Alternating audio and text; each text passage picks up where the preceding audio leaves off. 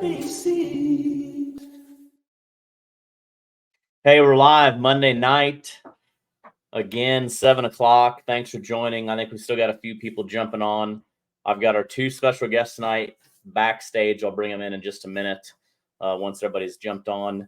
Good news, we just got the video done from Brandon. So while everybody's still kind of jumping on this first few minutes, I'm going to go ahead and play it for you. The premiere of Grand Lake of the Cherokees out of Grove, Oklahoma. This is kind of a quick recap, 3-minute video, scissor reel. Check it out. You'll love it. This kind of gives you an idea of how this weekend went, the weather, all that stuff. Once that video is over here in about 3 minutes, I'll bring Lance and Dominic in, and we're going to dive into the show. So enjoy this. All righty, there's big fish. Big fish, 22.31. 22.31. Grand Lake of the Cherokees, here we go. Awesome. You got a nice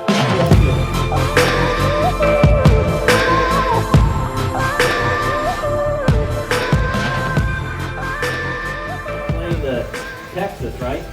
Hey everybody, we're at our second stop here in the foothills of the Ozark Mountain Range here in Grove, Oklahoma at Grand Lake of the Cherokees. We're here at Wolf Creek Park, and this is an outstanding place to host a tournament.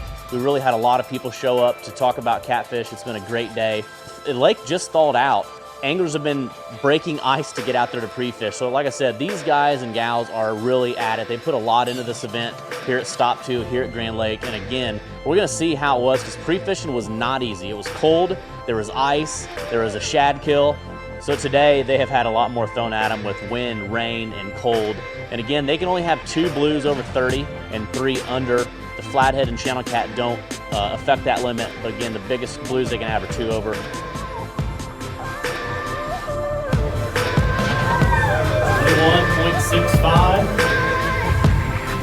85.31. 85.31. Look at those. That looks like 3. Hopefully you guys got some bigger fish in there. You're getting That's a good fish. Oh, another one. These anglers. 85.05. Oh!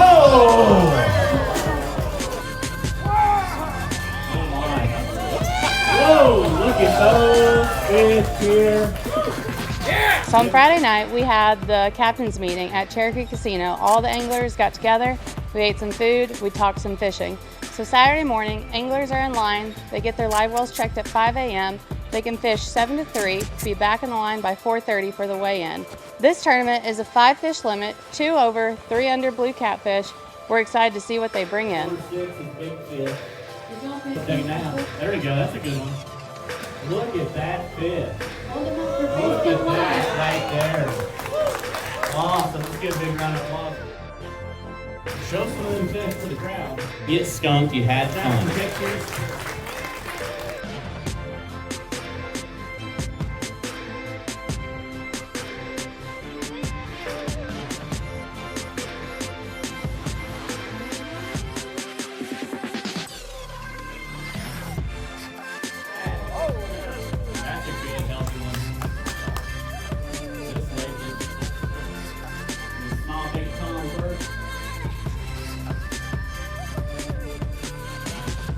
What do you think? 88? They think they might have it. 91.33. Let's give a round of applause for the leaders. All right, Captain Tom first. Your new first place team here at Grand Lake so far. This is huge for points for you guys. They weren't real shallow. Were the fish just hammering it, or was it kind of slow biting since it's cold, or a little bit of both? So when was the big fish, like your biggest fish of the day? What time? 9:30. We had our weight by 9:30. You had your weight by 9:30. We caught more overs, but they were all just barely. Wow, that's still a good day. Shad again was the bait of choice. Cut bait. Cut bait. More like a head or tail or midsection or Midsection. But another 85-pound, 85.71 Matt Watson, Christy Dunlap, $2,280. Your second place team, hey, great job. In third place, 85.31, Frank and Jesse Vaughn. $1,520.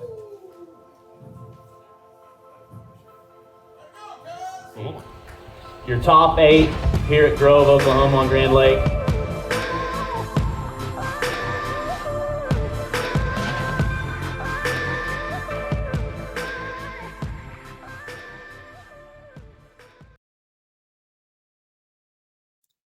All right, so that was a little preview from how this weekend was at Grand Lake. Obviously, the weather was not the best. It was raining, windy, cold. They had ice that they were breaking. I was getting videos and pictures throughout the week of boats breaking ice, getting out of Wolf Creek. So pretty rough. But, again, it was stop number 2 of the 2024 season. And a lot of these anglers that are fishing are hardcore. Obviously, you had to be. We had 38 teams. So 38 teams, 92 anglers, 3 lady anglers, 3 youth anglers. Total weight was 1,178 pounds, and total payout was 11,900. But 25 out of 38 teams still weighed fish, even though with that shad kill. And tonight we're going to kind of talk about what happens when there's a shad kill. Do the fish still bite? If you watched the live weigh-in and seen some of these pictures, these fish are gorged. You can almost see the shad in their bellies. So, conventionally you think that big shad kill, the fishing's tough, but obviously it wasn't with 25 out of 38 teams still weighing fish and some really good weights with the conditions. So without further ado, let's bring in our first place winners and 7th place winners at Lake of the Ozarks also. So they got a 7th place finish and a 1st place finish just in the first 2 tournaments. And they also won Keystone Lake last year. So with Twisted Cat so far, they got 2 first place and a 7th place. So if you guys got questions tonight about fishing, anything, these 2 are the ones you want to ask in the comments, and I'll make sure we get them asked and then talk about their rigs, bait, all that stuff. So let's bring these guys in. How we doing? Good. How are you? Good. Thanks for having us. Yeah. So first off, congratulations for another first place Twisted Cat plaque to hang on the wall. Thanks. So we got a lot to talk about tonight, but I guess a few of the questions that I have to start are, number 1, Grand Lake. Weather is like up and down. We got nice weather. When I was there Friday, it was in the 70s and sun. I mean, it was like crazy nice. And then boom, tournament day comes. During check-in that morning, I mean, the wind picked up, started raining, got cold. And then you just previously had a shad kill. Anglers were breaking ice on Wednesday and Thursday. How did you guys attack it? Kind of break down the couple days leading up to the tournament. I'll let Dom talk about this one because I was at other lakes fishing for spoonbill. So Yeah. he did a free fishing. I went over on Thursday. I got there at about 1:30 on Thursday, and I fished for a few hours, and then fished for I don't know, maybe 5 or 6 hours on Friday morning too. And like you said, it was I hadn't been on the water for almost 2 weeks anywhere because a lot of our lakes were either completely iced up or had a little bit of water open, but wasn't really worth fishing. Like there was a tournament the week before at one of our other area lakes that weighed in 1 fish. That's how tough the fishing was. 10 teams fished all day, and the person that won the tournament won with 6 pounds on 1 fish. Wow. And it was, I think, because there was so much ice on the lake, probably 3/4 of the lake was locked up. And so wherever the fish, if there were fish biting, you just couldn't get to them. So it really hadn't even been worth fishing anywhere for almost 2 weeks. And so I got over there on Thursday with kind of a game plan based on something that we kind of learned at a tournament a few years ago. We always tell people when they ask about coming to fishing tournaments that tournament fishing and just going, even if you don't really feel that confident in how you're going to do. Tournaments and just going and fishing tournaments are the best way to learn. And really, I attribute our success this weekend to something we learned at a tournament a few years ago. We went down to Lake Tawakoni and fished the Catmasters tournament. How long ago was that, Lance? Let's see the boat. 3 years old. Three years ago, and it was almost this exact same scenario where it had been really cold. They had a big shad kill, and we went out the first couple of days and we weren't catching anything. And we talked to one of the guides down there at the boat ramp, and he told us that that he loves drifting deep. That's how he fishes 95% of the time. Catches, runs trips all year and does good, catches a lot of big fish. He said, that's what I love to do. That's my favorite way to fish. And I do it whenever I can. But whenever we have these shad kills, I can't even get a bite deep. And I go fish shallow. And that's the only way that I can catch fish. And it might not be a great bite, but he told us that it seemed to him that if there's fish biting anywhere during a shad kill, they're going to be shallow. And so I kind of took that in mind and came over, and on Thursday I started fishing. I picked out a couple areas, and I started fishing, and I caught good fish immediately. I think the first 20 minutes that I was there, I had one that was over 30. So did you mark spots? Did you mark fish in those spots, or you just, this looked good and I went there? So this kind of goes back to a whole nother thing we can get into that is kind of different about what we do in our fishing. Lance is laughing because he knows there's a lot of I'm waiting to hear what you're saying. There's probably going to be a lot of people out there that roll their eyes at this, but a lot of our fishing, is when you talk to catfishermen, a lot of times, they talk about going and marking a fish and setting up on it and either catching it or it not biting. We do a lot of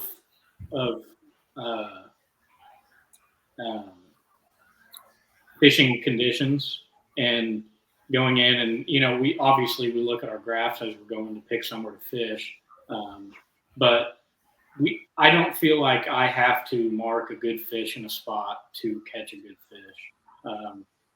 A lot of fishing, whatever conditions you got, whether you're fishing a mud bottom that's heating up in the wintertime with that the water's heating up from the sun, if the sun's out, if it's cloudy, which way the wind's blowing. But like those fish that I was catching pre-fishing, I didn't necessarily mark those individual fish and catch them, but I saw fish in the area and fished and caught the fish. So that's kind of another way that we fish that I feel like is a lot different than some people. And we've gotten kind of crap about it before, to be honest. Like, oh, why are you fishing? Yeah. You didn't mark the big one. You're not going to catch them. But certain scenarios, for whatever reason, you might not mark the fish that you catch. But if you fish the conditions correctly and the patterns correctly, I don't feel like you have to mark every fish that you catch. You don't have to mark a good fish to stop and fish. With those conditions, did you, because obviously Grand is kind of a river system dammed up. So did you think about going up the river section into that shallow water, or did you think more of the main lake with coves? Was it water temperature? Like, what made you focus on the main lake? Or I don't know, were you on the main lake? Yeah, we were. I never do good on cold flow, not consistently. So in the wintertime, that's a last straw for me. I got to not find fish anywhere else. It's just not consistent. They'll bite one day and the next day they won't. I feel like it's and I told a couple of guys this week. Focus. So when we're saying shallow there, I'm talking about not necessarily a huge shallow flat where we do a lot of fishing in the springtime and stuff like that, but focusing mainly more on on shallow stuff that's near deep water. Those fish don't have to go far to get up in those shallows compared to, going way up in the river sections where you got those really long stretches that are, 2 foot deep. They're really your mud flats that we do a lot of springtime fishing on. I'm not specifically talking about those. I'm more talking about more main lake stuff where those fish that have been deep, when it was 10 degrees outside for 5 days, where those fish have a easier access where they don't have to travel too far to find that shallow water. Well, and previous to a shad kill, we would have fished deep. Mm-hmm. We would have been fishing deep where the shad were deep in the channel previous to the shad kill. So there was no reason for that group of fish to run all the way up to the flow. They're going to go wherever those shad died, and if the wind blows, that just helps you. So with the shad kill, I guess go over a little bit of that because you guys deal with shad kill probably a lot, being in Oklahoma. Mm-hmm. So I had a lot of anglers say that, in 10 foot or less, they didn't mark any shad, but were there in that shad kill, is there shad just laying all over the bottom that are just dead? I mean, I've had times where, like in a cove on the Mississippi where there was a shad kill and I'd throw the net in 5 foot of water. And if your net got on the bottom, you would just pick up a bunch of nasty, dead shad. What's your thoughts with those fish being shallow? Were they up there eating like that dead shad? Because obviously the shad balls were really deep from a lot of anglers. They had to use 50, 60-foot rope to get their bait. So kind of go over that again a little bit, the shad kill. And why are those fish still up in that shallow? So I was at Oologah on Tuesday and had to break ice just like you guys had to on Grand.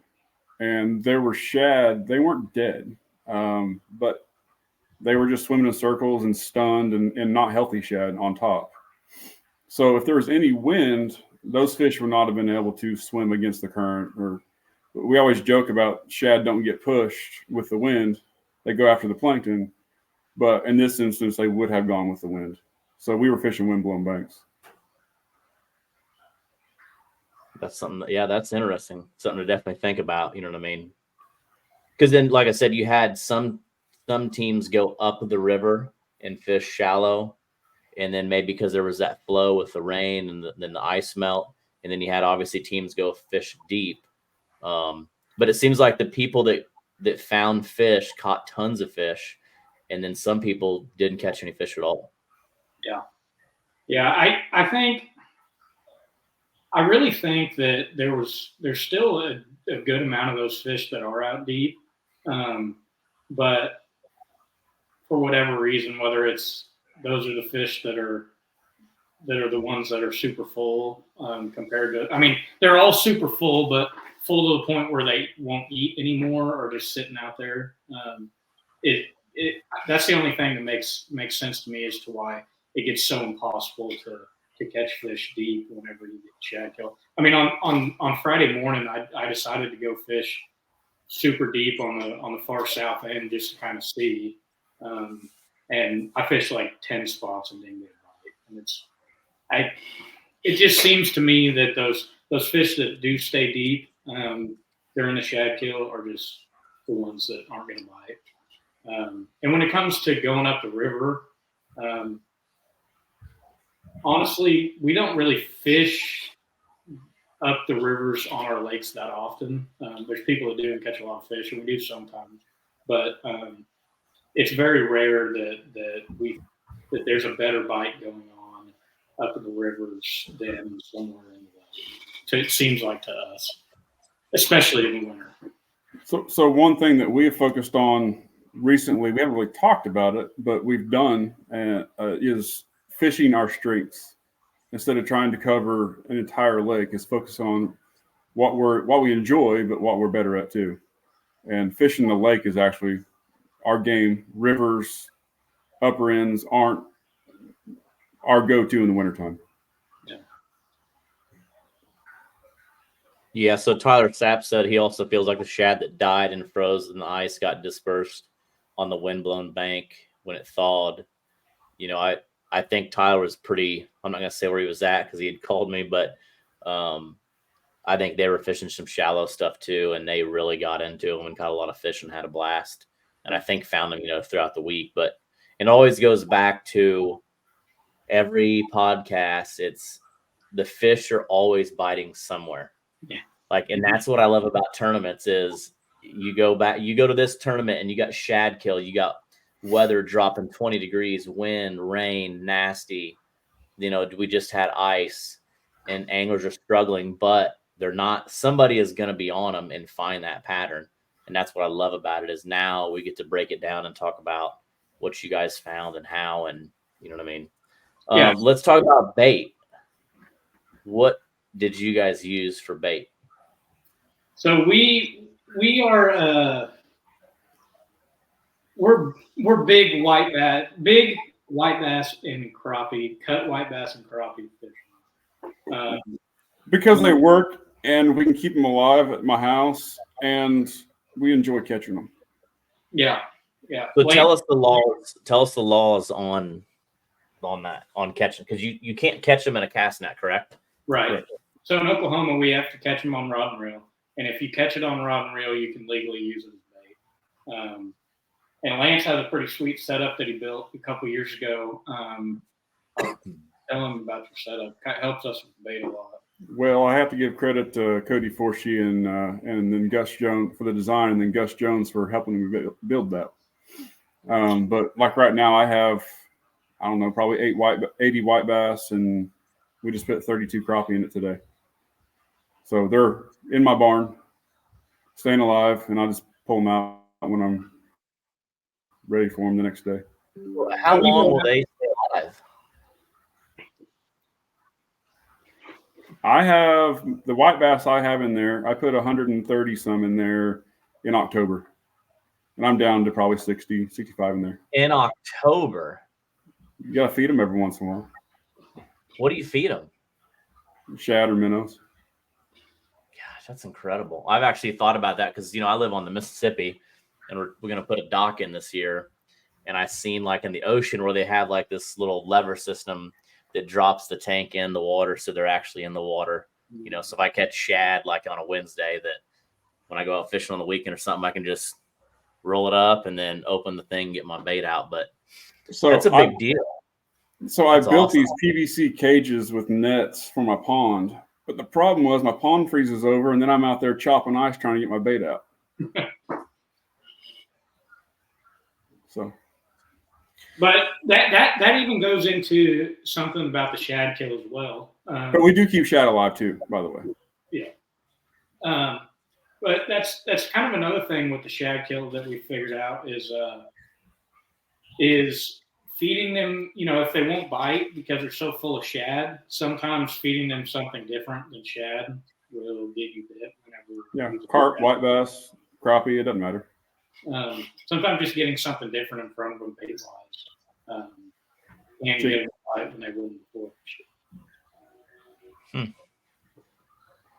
So did you use any shad at all on Saturday? We didn't. No, I just brought 4 white bass over. Do you think that because the shad kill, they're just I've had enough shad, we need something else, and that makes it a better bite? Because other people did well on shad though too. Don, I'm going to take this one real quick. Yeah, it's walking that what he started talking about. In Texas, you can only use shad, and we caught the snot out of the fish during the shad kill with shad. Yeah, sure. Tyler, if you're still on here, you caught the crap out of fish. So what were you using for bait? Let us know what you're using for bait. Yeah, like I said, I got to go out with Tommy Vaughn on Friday. My dad, he wanted to show us because we had to do an off for those of you that weren't there this weekend. We had to do an off limits area for they call the cleaning station. So a lot of the guys that are catching spoonbill, they clean them all on and I guess they don't really. It's just a thing in Oklahoma or maybe on this lake where they clean them along the bank on this little gravel bank. So we had to take that off because a lot of blues would go up there and eat on those spoonbill. But anyways, when I was out with him, I was just watching his sonar and he was showing me the amount of shad deep, and it was just everywhere. There's shad everywhere on that lake. So it's just if you give him something else, shad with some super punch or, soaking shad and jelly or whatever that stuff is. It's something because they've got to been gorging on shad. And you guys definitely had probably the best 3 unders that probably helped push you over. And again, I talked to Donna Moore on the way home, and he's like, I've never seen those unders so big before. He's like, I even had to go watch you because he was like, when those guys, like a couple teams got those fish out, he's like, oh my, they're going to get DQ'd. And he was kind of over by the ruler watching him. He's like, man, they're huge. Yeah. I bet them got out. I mean, it was the most stressful. We had, we called ourselves after this tournament, we called ourselves the Under Kings because the last 2 tournaments that we won because of our unders. I think at Keystone, Brian got second, and he actually had bigger overs than we had. But we had, I think at Keystone, we literally weighed in 3 fish between 29 and 29 and a half inches. And in this tournament, we had, I think we weighed in a 29 and 2/28, but we even had one. But it was so stressful because with the bellies, they were their lengths were changing every time that we were measuring. Oh, that was a question that I thought about during the day. If you caught a good fish in the morning and it was 28, even 29, the what one happens? we sold, We threw one back that was, when we caught it and measured it, it was 29 and a quarter. And we had it in a live well all day. And we took it out at 3 o'clock and went to go measure it and measured it twice. And it was measuring 29 and between 3/4 and 7/8. And we put it back in the live well for a second, brought it back out like 3 minutes later, measured it again, and I got it to touch. So it was really, really, really sketchy where they were legitimately measuring an inch different after being in the live well. Yeah, when you guys when Frank Vaughn, when those guys got their fish out, and when you guys got your fish out, in my head, I'm like, I'm DQing somebody. you're ready, weren't you? Yeah, because they look so big. You come from Lake of the Ozarks. Granted, it was a 26 to 34 inch slot, but 30-inch slot. 30 still not huge, but those bellies made those fish look giant. Yeah. And I remember I looked at you and I said, dude, you still got like 2 inches to play with here. I know. I was surprised too. The one that we threw back that we might have been able to bring in and maybe not get DQ'd, but we ended up throwing it back I'm going to call it an under, but it was just close enough. But it was almost 15 pounds by itself. Yeah. So what do you, that time of year, do you think did we have a good weigh-in? Because in my opinion, again, for what we dealt with weather-wise and everything, we weighed almost 1,200 pounds out of 25 boats. And most of the teams, they've never been to Grand ever. Had a blast, and I'm getting texts and calls today. Hey, you got to put that back on the schedule for 2025. So, what do you think? Is that a normal weigh-in, or could you see something bigger? No. Oh, well, so we talked about it at pre-fishing. Dom caught that next size up in multiple locations of the lake, the 30 to 40 pounders. So, definitely doable to catch that substantially bigger size fish. It doesn't have that many fish over 50 in it, but it's got a good amount of 30 to 40 pounders in it. I'd say it has a lot of 20 to 30s, and some 30s, and then a few 40s too.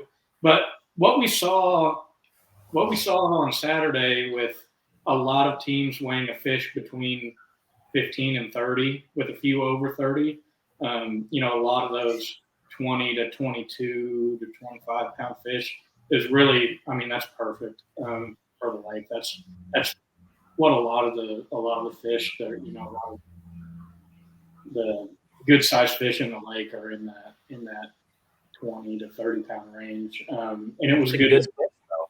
That's still a fun fish to catch. Oh, no doubt. No doubt. And it was, the last big tournament that we fished on Grand, there was a lot less of those size fish weighed in. There was a big fish weighed in. Somebody weighed one in the 40s, which I was surprised that nobody got one on Saturday, but that's just how it goes. But there was a lot less of that, that good size over in that tournament, and there was even there. So I was very happy with the amount of those fish that we saw. I think that's pretty telling for how the lake is when the tide is good. And how many fish do you think you caught during the tournament? 30, around there. 30. And were they just hammering it, soft bite? Like, most of them hit it pretty good. We had a couple soft bites, but most of the decent fish, they hit it really well. Yeah. It had changed when I was pre-fishing. The fish, literally the first good fish I caught while I was pre-fishing, I was sitting there, I anchored up 3 rods on one side of the boat, and in the first 1 minute, each 3 of those rods just ticked, almost like a little, when you get a little channel cat bite and it just kind of pulls the line out. And I didn't do anything. So, and I sat there for another 15 minutes, and then I went to reel my lines in to move, and I had 3 fish on, including one that was 35 pounds. And they just ate the bait and sat there, and you couldn't even tell they got a bite.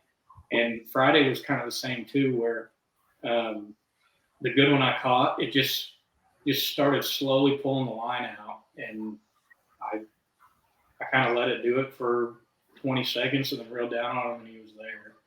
And then it seemed like they got more aggressive as the weekend went on. But those first 2 days pre-fishing, it was the lightest bite I've seen in a long time. all right. So Lance, what were you reaching towards? Was it your rigs? So no, so when we're fishing these under tournaments, we started using the culling system. And Tyson was in charge of the dry erase marker. So when you're catching fish quick and you're having to measure and make decisions, that's something that really helps us out, is being able to write it down. What are you weighing with? How are you weighing them? Just a whisker seeker scale. Are some of them really close? And what happens? I mean, are you well, if this one pukes up a bunch, it's going to change a lot? Yep. So we put a circler on the ones that were iffy that might puke up and be a cull. And what about the health of any? Could you tell, with it being cold, did you have any issue? I guess they were shallow, so you didn't really have to bring anything up deep. Any issues on fish health? No. I just kept a minnow net in to scoop the shad out, and as they puked them up. Yeah. Yeah, actually, Jake Hockey had shown me that trick years ago. That he had a little. I think he actually sticks it above his live well, and then he can scoop all the nasty stuff out. So that's a good little trick. If everybody's listening, little minnow net in the live well, smart. Yep. So where are you writing the weights at with this? Can you see it on the window there? Oh yeah, yep. It's on the inside window. I need to clean that. That's a lot of fish, and that's hectic. I know in the MRM tournament, when you had the overs and unders, you really got to pay attention. And, you can mess up, and a few ounces means a lot. And obviously, if you look, you guys were at 91 pounds, and then second, third, and fourth place all had 85 pounds. I mean, it was ounces between those 3 teams, and that comes down to more points, more money. So like I said, Tyler or one of them guys could have thrown the wrong fish back, and that little ounce is huge. Yeah. And we were really worried about that, which is like I talked about that one that we threw back. We gave up about 2 pounds on that fish, and we were riding the whole way back, just like, if we lose by 2 pounds, that's because we could barely get it to touch with me pushing down on it and trying to compress the belly. But we did everything we could to try and get it to go over the line, and it finally touched it. After the 7th, literally this probably, maybe not 7th, 5th time getting it out of the live well to measure it. I mean, we had four measures in a row where it was, plenty under to make us feel safe. But we didn't want to see the smile of Alex saying DQ'd. Yeah, exactly. But yeah, we gave Yep. up I didn't on that decision right there. I didn't DQ anybody this tournament. I don't think I did. I DQ'd 2 boats at Lake of the Ozarks. But that's a slot, not the over under. And then at Keystone, I don't think I DQ'd anybody either. But you guys had the closest one I think I've ever seen. And Tom took a picture of it. I mean, you couldn't barely slide a sheet of paper between the line and that tail. But you guys, like I said, you must have known that it made me sweat there. I was still sweating weighing 2 or 3 teams Saturday just because when they pulled out, I thought, especially Vaughn's fish, they were so big. I'm like, oh my. Did they get? In my head, I'm thinking, are they bringing 5 overs in? Do they know that this is 2 over, 3 under? So I'm like, oh my gosh, and they were all good. Actually, yes, third place, Frank Vaughn had a broken tail one, and that probably helped him out on the weight a little bit. Oh yeah, nice. I've seen actually 3 teams had a broken tail fish. Like one of the crooked ones where their backbone's broken. So on this one, I'll try to find a picture. Just right at the end, like the last 3 inches of the tail, it kind of come up like a humpback and then went down. Yeah, those are money right there. Yeah. You know what's money? If man, I wish Gilbert's on here. Gilbert was at Lake of the Ozarks and caught a fish pre-fishing. Never seen it before. The tail 90'd, like right after the back fin, it was 90. And I'm thinking, I don't even know how to measure that fish. You can't. I mean, so I'll have to try to find a picture of that. But because fish health matters. You can't just bend it and break it. Right. Oh, you definitely. And he's like, it couldn't even swim. I'm gonna see if I can pull that up. But yeah, like I said, I was shocked, especially when you guys got those unders out. I'm like, I know they're gonna push it to the limit.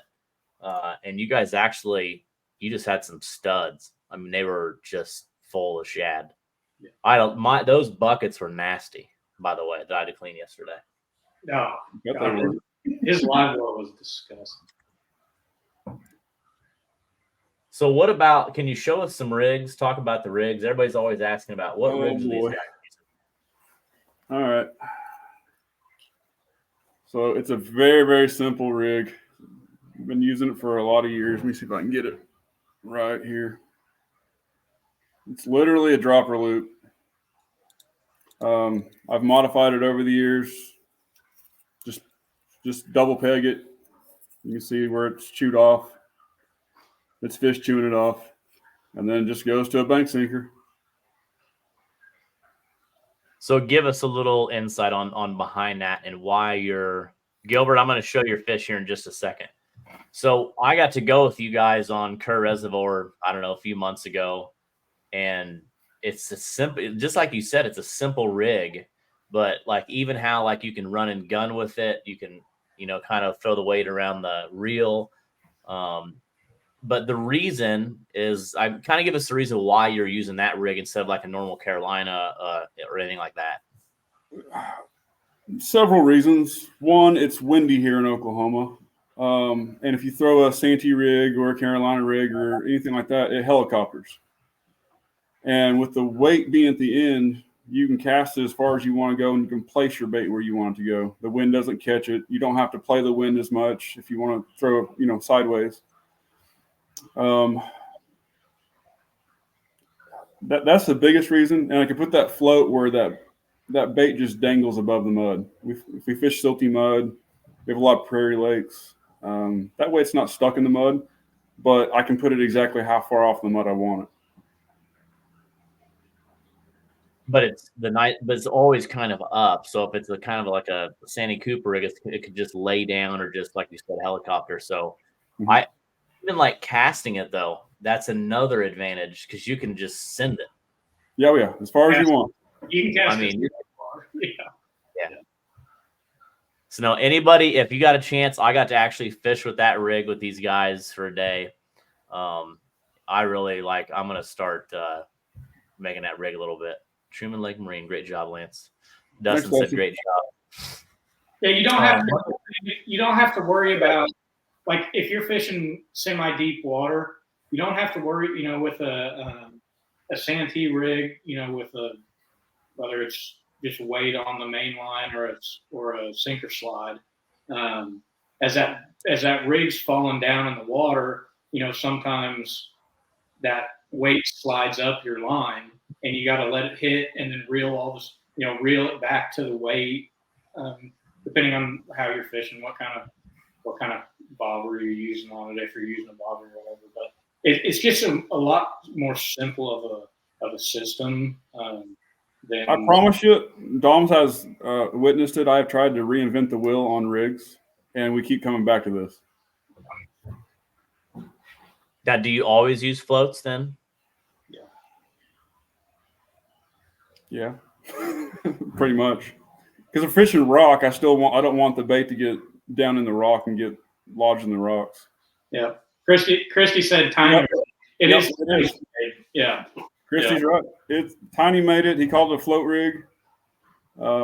It's very, very, very copied off of Tiny. Yeah. Lots of guys in Oklahoma use it. There was a guy named Tim Smith, nicknamed Tiny, that was kind of one of the original catfish guides in our area, who guided on Keystone and Caw for a long time. I don't know whether he invented it himself or took it from somebody else, but he was kind of the guy that started using it to where a lot of people around here use it now. Yeah, he used to have a website, Catfish TV, I believe it was, that lots of guys around the nation used to read. Yeah. So you have it dialed into exactly. I mean, when you're making these, and you're not using crimps. You're tying all knots, or yeah, just knots. Yeah. So it's literally your main line. It's literally your main line to a swivel, and then you tie a leader on to the swivel. You slide a bobber up the line back to the swivel, then you slide on, and then you they call it a surgeon's loop. Basically, you slide the hook on, take it around your finger twice, put the hook through that loop twice, tighten it. That makes the loop, and then however long you want between the hook and the sinker, which is usually probably about a foot. It's the simplest. It's super simple, and it just works really well. But I mean, when we were fishing together, that never got tangled up. Sometimes when you're doing those dropper loops like that, it'll get tangled up with the weight or itself, and it never did. So, I mean, you guys really do have it dialed in. Maybe other people do too. But Chris says, what size weight are you using on it mostly? 3. It seems like a 4-ounce will dig in the mud a little. If we're fishing real shallow, you still have to pull it. When it lands, you just have to pull it back out of the mud a little bit. So 4 is a little bit much, and a 2 doesn't quite cast as far as I want it to. Yeah. The key, you were talking about it getting, if you run a loop, sometimes it'll get tangled up. The key to making it not do that is not making your loop too big. Literally, yep. You just make a loop enough to where, that's even bigger than normals. Yeah, this is as long as it gets. And I will say that if we're throwing really big baits, say big heads or skipjack, we don't use this too much, because if the catfish comes to eat it, his jaws will hit the main line. So this is a smaller bait rig. If we're throwing big heads, we would go to just a straight Carolina rig at that point. What about dragging? So obviously that's your anchor rig. We did a little dragging when we were at Kerr Reservoir. When do you drag? Did you even think about dragging because of the weather? Or is it way too cold? What's your thoughts on that? We do quite a bit of dragging, but only during certain times. It's one of those things where you probably could have caught some fish dragging this weekend. It's just how you like to fish, but we do a lot of dragging in the summer and fall. We usually kind of start our catfish season up in July. And July through October, we pretty much only drag. Pulling planer boards. That's kind of our dragging season. And then once we start cooling down a little bit, and second half of October through through the spring until we kind of quit catfishing, usually kind of mid-May. It's our anchor. It's just kind of what we, over the years, kind of what we've decided we like doing and what works best. And a lot of that is it's a lot easier to anchor fish when you're guiding. Yeah. It's a lot easier, a lot less chaotic. It's just easier. So if we can get the same number of fish, the same bite anchored, I'd rather do that. Yeah. But you can tell a big difference in the summer and fall in anchoring versus dragging on our lakes. I mean, Right. we catch a lot of fish. We catch a lot of fish dragging that time of the year, and I mean, you can literally drag an area, be catching fish the whole time, stop and anchor, and not get a bite. So those times of the year when we feel like we have to drag, we do it. Kind of how we decide what to do. Trent's asking, what's a good size for the float? Do you prefer styrofoam or EVA foam floats? We just go to Tackle Bandit and get the 3-inch styrofoam floats. Just the big guy. Yeah. The 3-inch floats are about perfect. You don't need anything more than that. And if you get smaller than that, they kind of tend to break. But EVA versus styrofoam doesn't matter. Just floats it up. EVA doesn't get chewed up as bad though. That's true. Yeah, that's true. That one looked a little rough there. All right, this is the fish I was talking about here. Oh yeah. That's wicked, isn't it? Imagine if that thing was 30 pounds and 27 inches long. That'd be a perfect under. But how do you really measure that? Stick it on. That's up to the tournament director on that one. That's up to the tournament director. I should know that. So I got to. I'm glad this was brought to my attention. So, actually, before my next event, I'm going to talk to the DNR and kind of talk or see what their thoughts are when you have because you can't bend that tail. No. But that's wicked. I mean, I don't even how would that thing swim? Chris said, get a flex tape. That's a good one. So yeah, that's a wicked tail, but and it's a small little dude, but I mean, I assume he'll grow. He's gotten that big. Oh yeah, we see quite a few fish that have those back deformities, where their back is it's like they've got their spine is broken and it just kind of heals back weird, and they get all crooked, but they seem to do fine. They live, and I mean, I don't know whether it's like a genetic thing or some fish just get their backs broken somehow in their babies and then it heals like that, but it doesn't seem to bother them. I mean, yeah, no, it was nice. He says, I bet he swims in a lot of circles. Yeah. What's the biggest fish in Grand Lake that average was caught at Wolf Creek area? So I think like what we talked about earlier, there's definitely some 40s in there.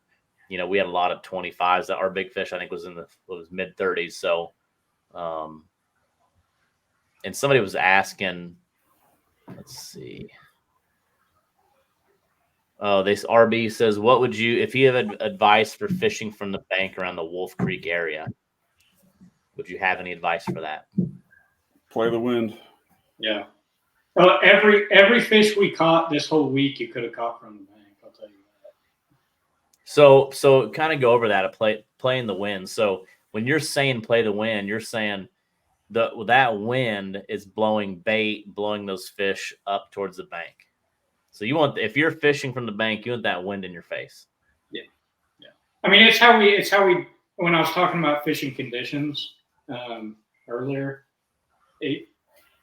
pretty much every day that we're catfishing, no matter what the time of the year, what the fish are doing, we're fishing based on which direction. I think it's the most important thing in catfishing. And it doesn't mean you necessarily have to be on the bank, but fishing in an area of the lake that whichever direction the wind is blowing into that area, river guys know that current is king. In lakes, we don't always have current via water coming in, but the wind is the current, and blue cat love it. So that it drives the food system, it drives their feeding, their behaviors, and where they like to set up. It also, I've talked to some biologists that everybody, you talk about the catfishing being the worst when the wind's not blowing, and it's the best when the wind is blowing. But this guy I talked to said that light refraction in the water has a lot to do with how much fish feed. In the windier areas on the lake, when you have the bigger waves, the easier it is for the catfish to actually sneak up on the bait. You have less light getting down in the water. It kind of breaks up the fish under the water and makes it more difficult for the shad and the other bait fish to spot the fish coming after them. Bigger waves you have. Yeah, that's interesting. I've had some pretty bad days when it's calm out. Oh, yeah. So let's back up. We've dove into Grand Lake. You go to Lake of the Ozarks New Year's Eve weekend. Never been there. What day do you show up, and how do you pre-fish before you show up? Kind of talk about that. We got there late Thursday night.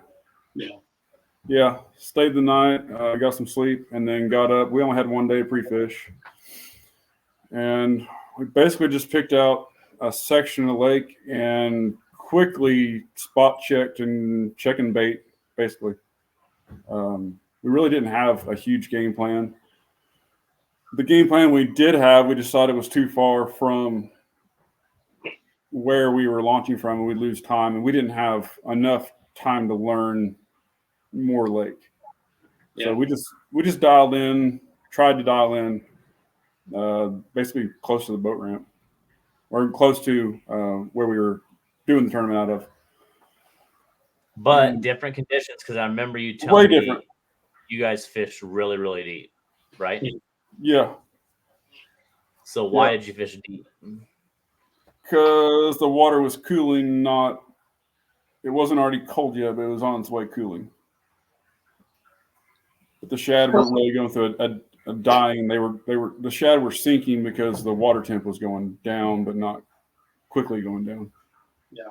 And there's another thing where it was kind of, again, it goes along with something we touched on earlier. Kind of our motto when it comes to, picking places on lakes that we haven't been and stuff is there are some fish that will travel the entire lake when the conditions are the same, for no reason. But on these big lakes, there's fish most areas on the lake, and there's a population of fish. We kind of have the thought process that, the guys that won the tournament were fishing in 10 to 15 foot up the lake a little ways.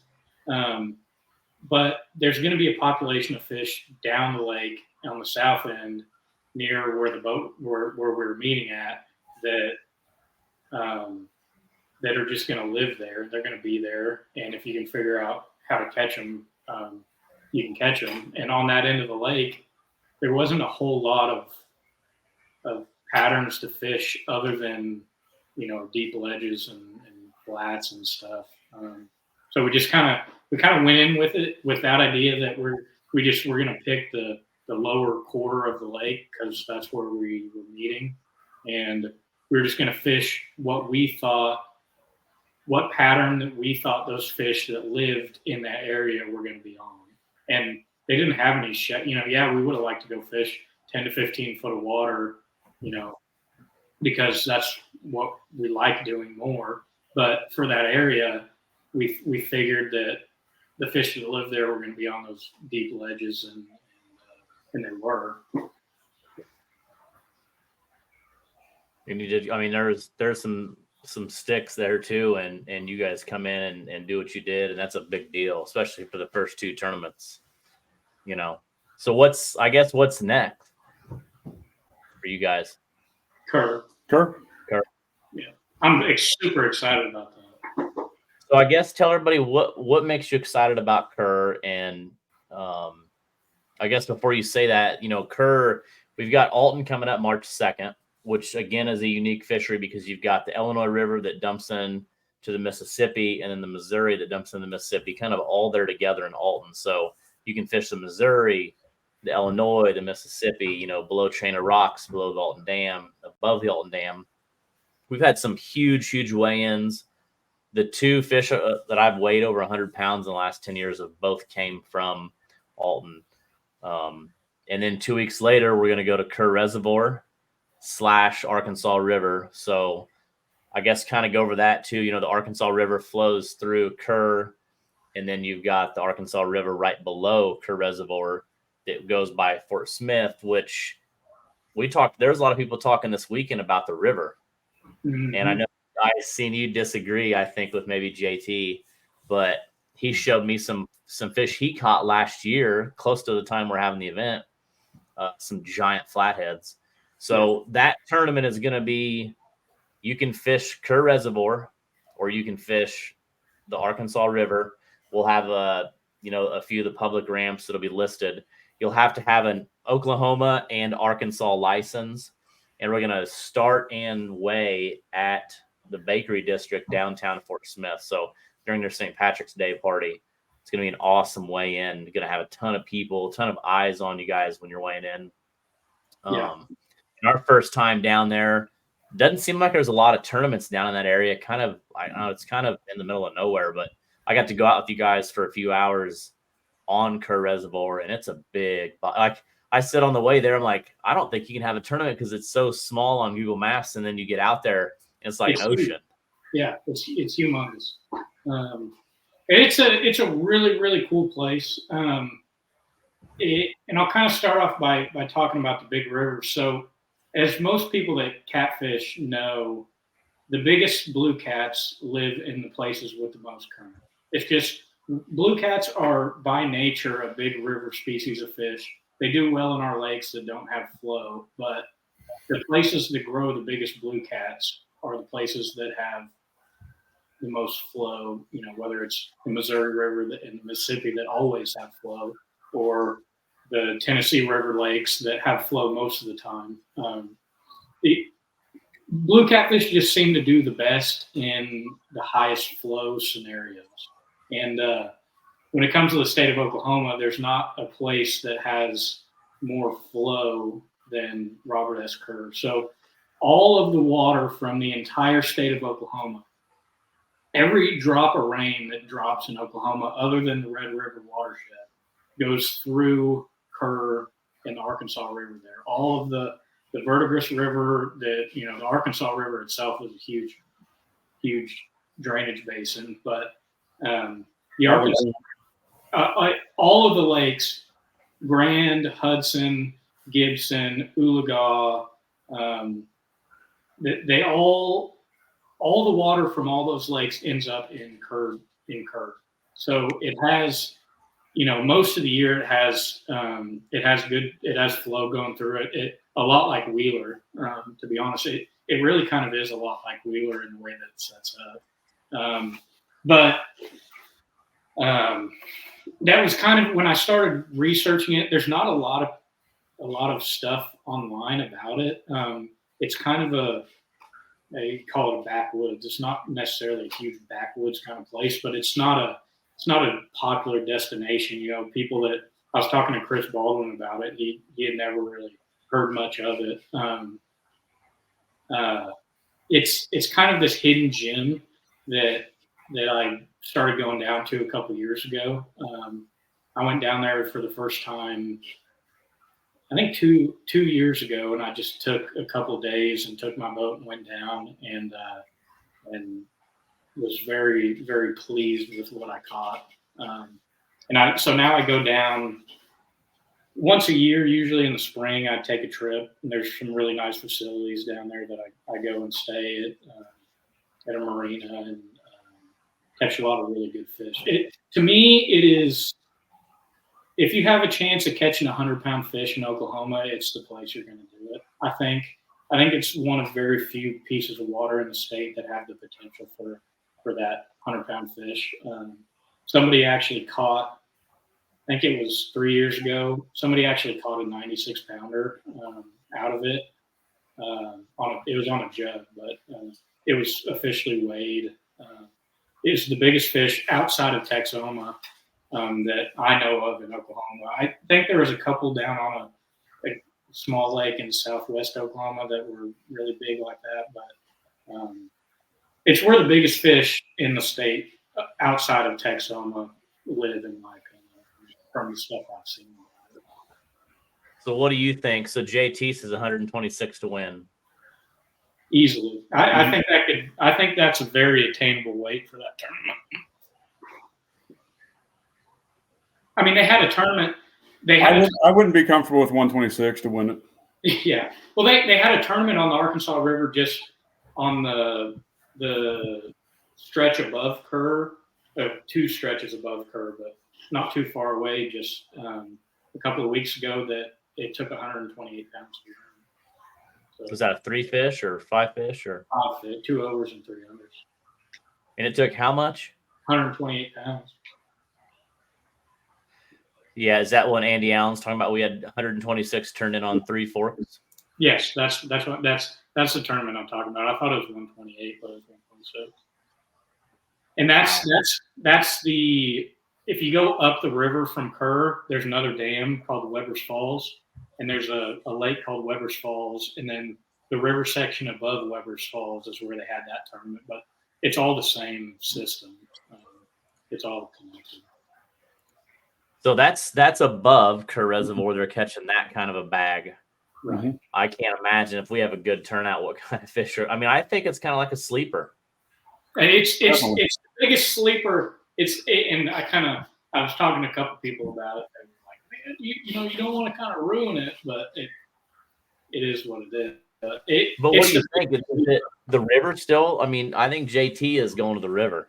I think you got just as good. Well, I've never personally fished the river down below the lake, but from stuff I've seen and talking to JT about it, it sounds like you got just as good of a chance in the river as you do anywhere else. I mean, it's all the same water, and there's locks. So the fish, technically, a fish can swim from Kerr Lake and go come back up the river and come back. It's all connected by locks, and I think anywhere, even south of Fort Smith, but from Fort Smith all the way up to, they call it Three Forks Harbor on Arkansas through Kerr and Weber's Falls, is it's the best water in the state if you're a blue catfish. And Baldwin said it sounds good, is what he likes to hear. Yeah, I can't say enough good things about. I mean, that's why when you were talking about wanting to get another tournament in Oklahoma. I mean, there's a lot of good. I never heard of it. You told me, you guys said Kerr, and I'm thinking that's in Virginia. Yeah. And then I've been telling people Kerr, and they're like, "You're going to Virginia?" And I'm like, "Soon, but not that soon." Yeah. And like I said, I'm excited. I think it's going to be a huge one. I'm most excited about how we're going to do the weigh-in, because it's fun when you can put it in front of an audience. We're going to have the fish haulers that we have at some of our events. So once you weigh your fish, they're going to a tank. If it was caught on the lake, it'll go back to the lake. If it was caught on the river, it'll go back to the river. And that's a big deal. But you're going to have a ton of eyes that have never seen catfish, or definitely these big a catfish, that you're going to get pulled out in front of everybody. And that's going to be fun too. Yeah, for sure. And that's the cool thing about it. Like you're saying too, it has something for everybody. If you're a river fisherman, and you're really good at river fishing, you're going to go fish the river, and you have just as good of a chance as catching anything as somebody does who's a lake fisherman that wants to go to a lake. Yeah. Yeah. So Clyde said, can you lock through the dam during the tournament? I'm not sure which dam he'd be talking about. I think there's a dam below Fort Smith too. He'd be talking about the Kerr Dam. So going up the river from Fort Smith, you go through the Kerr Dam into Kerr Lake if you want. It would be up to, I don't know what rules you have for that, but it would be a viable option for fishing. You'd be able I mean, once you put in, you can, if you're going to lock through, I think you're probably wasting time locking through, right? Right. Yeah. Especially if it's a I would trailing think you'd be event. passing up a lot of good water to waste time doing that. Yeah. Setting hooks and crossing eyes. He said he's seen 30-pound flatheads swim through the dam. And then JT said there's Mayo Dam. So I think Mayo Dam is probably right below Fort Smith. And I'm leaving tomorrow at like 5 a.m. to drive to Fort Smith. I got a meeting with them tomorrow to kind of go over the weigh-in and how everything, all the logistics of the event, and kind of finalizing that. Just got the approval from the state of Oklahoma and Arkansas. That's kind of a big deal. Had to have some Zoom meetings and say, hey, we're going to have some anglers start here in Oklahoma or in Arkansas and then go fish. Some will fish close and stay on the Arkansas side. Some are going to go to Oklahoma and fish the Kerr Reservoir. But then we want to bring those fish back and weigh them. And then we'll have haulers, and they're going to be there also just to kind of, monitor things and all that. They've been doing some studies on fish too. So it seems like, actually, I think I sent that to you just a few weeks ago. They were, electrofishing Kerr, and they had, 80 or 90-pound blue cat that they caught. Yeah. Yeah. So I'm telling you, it's one of those places where I don't know what I don't even know if there is an official record. I don't think there is, but I think if you get enough really good fishermen on the lake, I think it's got the possibility of breaking the Oklahoma tournament record. I don't know what that would be. I don't think there's an official record, but it's one of those places that has that kind of potential. I don't know that we're going to see unders like, I don't know, maybe we will, but we've seen some. I mean, that's going to be tough to match those unders that we had. Yeah, we may catch some more. But the overs, though, I mean, that's going to be different. Be a lot bigger. Yeah, the overs will be a lot bigger. I can pretty much guarantee that. Yeah, we might have to have like a little side bet. Tom said, the river versus lake, and kind of see. Yeah, that would be interesting. Yeah. It would be fun data to know. Yeah, for sure. Just like any lake, your depth and don't get boat stuck.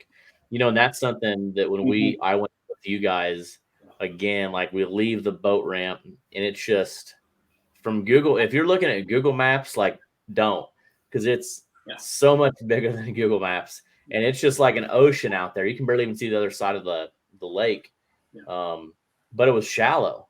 Like there's navigation wise, you gotta follow your navionics. Yeah, it is. It's a they run barges up and down it, so it's a navigable, commercial river. So it has navigation buoys like the Mississippi River does to mark the channels, and it is when you're running the lake, you need to run in the channels. And watch your buoys, and kind of honestly, they don't always keep up with their buoys, perfectly. We've found buoys, green buoys that are on the wrong side and stuff. So, but the navionics mapping has them all mapped out right. But it's definitely, you need to run around the lake and the channel, and then if you want to get out of the channel to go somewhere, just kind of go slow, map it out. I haven't spent that much time on the lake, probably in total 10 or 11 days in the last 3 years. So I don't know it perfect. I haven't spent tons and tons of time on it. And if I get out of the channel, I'm pretty much idling. There's huge, miles long areas that are between 1.5 feet and 5 foot deep. It's pretty crazy place. It really is. If you like fishing shallow and you like the wood and stuff, you will be in heaven. I don't think you could fish it in your lifetime. It's crazy. It's crazy. And anybody that's fished Wheeler before, I think will do really good there. It's literally exactly like Wheeler, a well-defined river channel, and then shallow flats up on the edges, pretty much everywhere. But you'll have, like I said, I didn't even, until I crossed into Fort Smith, I didn't realize the river was so wide and big there too. And, I ran the Arkansas side up. So they got a brand new U.S. Marshal museum. And then they got a nice new ramp. It's like a campground, and they got a swimming pool, and they got even like a dock with a cleaning station, but it's a beautiful area. So I'm pretty, like I said, I've never been to Fort Smith before, and then this was my first time, and I'm pretty impressed in just the city and everything about it. So I'm excited about it. Like I said, the weigh-in's going to be fun. It's between the convention center and like their little bakery district downtown, and it's going to be cool. Those streets will be closed down, so there are buoys and 1 foot of water. JT says, Yeah, it's true. I picture JT just dropping it like it's hot. Yeah, that's why I said they don't always maintain the buoys correctly, but Navionics pretty much has them all marked right. So if you follow the Navionics buoys, you'll be all right. But some of the buoys that are actually out there, I don't know if I think they kind of get pushed around by the floods, because anytime we get a big flood in the state, that lake just gets completely blown out and all the sandbars change. And it's, I mean, there's times where there's 400,000 cubic feet per second just ripping across that lake. So it pushes stuff around. But the mapping up until you get on the north end is where the buoys are marked is kind of correct. But it definitely come over early and take some time to pre-fish. And if you're going to fish the lake section, get out there and look at it and kind of see it for yourself. And it gets windy. Hell yeah. Yeah, it's pretty rough when we were out there. I think we went back to that one little cove, and there was a lot of grass and stuff, but it was calm in there for the most part. But and remember the ducks that we've seen? Oh, it's the big. There's a federal waterfowl refuge on the lake. That's another thing that I thought about earlier that we need to bring up. But there's a federal waterfowl refuge, and there will be 150,000 ducks on the lake. It's pretty wild to see if you. It's fun to see. Winter. But there is a section of the lake that is closed to boat traffic until I think April 1st. And it's just this one little section up in one of the coves, but it's marked with buoys. You'd know you're in the wrong place if you got to it. But it's just this one little section that you have to stay out of. And it doesn't. It's far enough in the back of this one place where it's not going to mess you up if you're running anywhere trying to get pieces. But I wonder what the point of it is. It's a waterfowl refuge. They don't want boats going in there and spooking all the boats up in the winter and spring. And there's a good map you can look up. It's called the Sequoia National Wildlife Refuge, and they have it. There's maps and everything. They don't want you spooking the ducks to the huntable areas. Yeah, exactly. I don't know. There were ducks when we were out there. There were ducks everywhere. Yeah, I mean everywhere. Yeah, it's pretty cool. So you're excited about that event. What would be your two, like, what are two bodies of water you guys want to go to that haven't been to yet? Is it in Oklahoma? Is it in Alabama? Where do you guys want to travel to and go fish next? I don't know the answer to that. East Coast. East Coast. This is the classic answer, but James River. We fished a lot of the famous stuff around us. We spent a decent amount of time over at Wheeler and Wilson. I haven't that much. Lance has more than me. The lower into the Mississippi too. Yes. We didn't get in on that this year. Yeah. Yeah. That's probably actually the answer. So you know what? Since we're talking about the Mississippi, you guys, and I got to bring it up because I could see the plaque there next to the grove. The first mega bucks, you guys beat me by, I think, a pound or something crazy. I ended up have 11th place, and then Massengales, I think, were in 10th. Yeah. How many times have you been on the Mississippi before that tournament down there? Twice. Yeah, twice. No, I had. That was my second time. That was your third. My third time. Yeah. So what was some of the key takeaways to come out with a 9th place and only be, fishing against anglers that have been there their whole lives and fished it hundreds of times? Like, what did you guys learn and put together so quickly? Lance, I'll let you tell her story. That tournament we struggled bumping. Bumping's not something that we are great at. Like I say, we can catch fish. We're not. I'm not great at it. Dom's good at it. We've caught a lot of fish and good fish bumping. We're not bad at bumping, but that tournament we just weren't confident in it. We ended up anchoring up that tournament. So we had bumped my previous 3 trips, Lance's previous 2 trips. I went for the first time by myself. My arm was hurting. Okay, yeah. I couldn't bump anymore.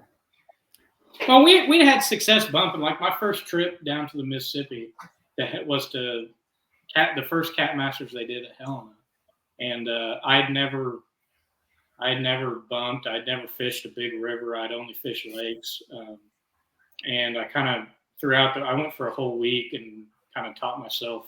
I didn't know very many people that were there. I didn't have anybody to really talk to, and kind of figured out how to do the boat and bump. Finally, by tournament day, it took me about 6 days.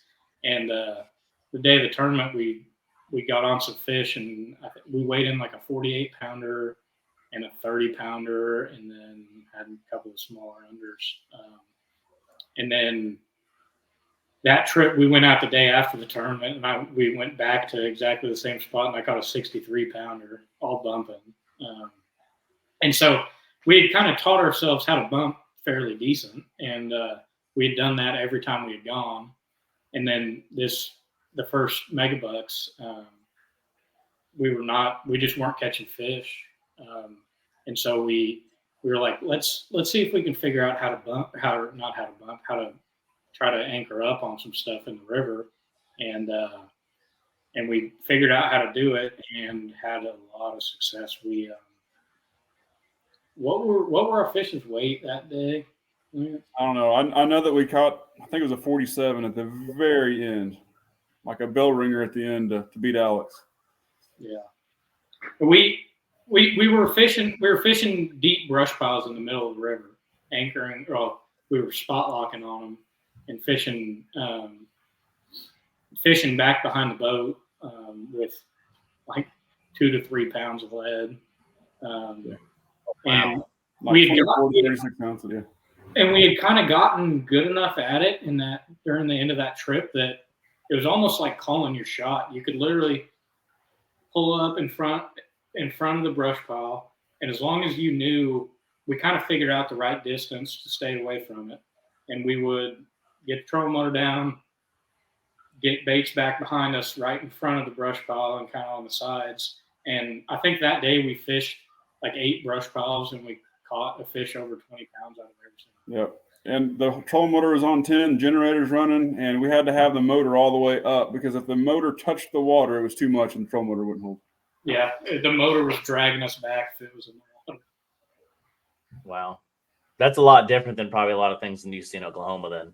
Obviously, yeah. Mississippi. Oh, we don't have any. So how did you get there the first time? Was it, what made you want to go there and fish it? Is it something new? Is it intimidating? There's a lot of anglers on here that watch and saying, I see a lot of things about the Mississippi, but it looks dangerous. It's fast. It's gnarly. There's barge traffic. Was it as bad as you thought? And how did you, overcome it? Caruthersville, the first time I went, was bad. Oh, we went to Caruthersville Lance's first time ever on the Mississippi, my second, and it was a complete flood stage. You couldn't see any of the dikes. It was trash, the entire river. It was a complete cluster. We caught 4 fish the entire trip. But every other time we've been to Helena, it's been pretty nice. Those later summer trips we've been on into the fall, you just got to follow the buoys and watch out for the barges and just be careful the first couple times. I don't know. I have put my boat. I put my boat on a sandbar last year, full speed ahead to 0. Oh, at full speed? That wasn't with me. Well, yeah, it was me and my boat. I took a couple of my friends to fish the last Cat Masters they had at Helena, and I put it. I was driving and not paying enough attention, and I thought I was one bend down, or I thought I was a bend farther down than I was, and I'd run the river enough to where I kind of, in the back of my head knew where stuff was. But in my head, I was one bend above where I was, and I cut the inside a little too much and went from 30 to 0 in about 50 feet. Oh my! Now, That's like a Scott Linton move there. yeah, it was not good, but we got pulled out and everything was okay. Nobody got hurt. Oh, so somebody had to pull you out. Yeah, we couldn't. We tried to dig it out, but He tried for a couple hours trying to dig it out. yeah, we had to call somebody, and they brought out a chain and he yanked all his twice. Yeah, I've known a few people that are that have loaded it up on a sandbar. Yeah, I did. I'm one of them. Well, and the river changes so much, with the current and huge floods, it'll change a lot. So I mean, you got to always be careful and know what you got going on, and trust your graph and your sonar. And like I said, you just got to be careful. Yeah, no doubt. But the fishing is amazing. Yeah. I